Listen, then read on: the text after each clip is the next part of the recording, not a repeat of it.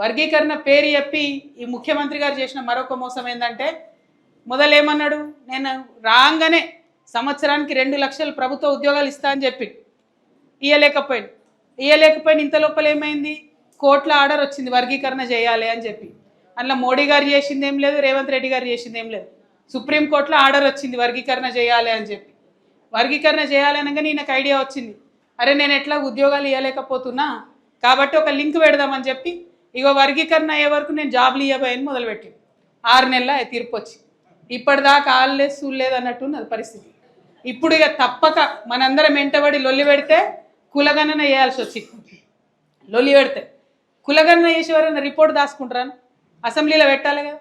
ఇవాళ డిమాండ్ చేస్తూ ఉన్నా నేను ఈ వేదిక ద్వారా, అన్న చెప్పింది కరెక్టు, వర్గీకరణ 2011 జనాభాతో చేస్తా అంటున్నా ఆయన. నిన్నగాక మొన్ననే లెక్క చేసింది కదా రాష్ట్ర ప్రభుత్వం. మరి మొదలు ఆ లెక్కలన్నా బయట పెట్టాలి కదా.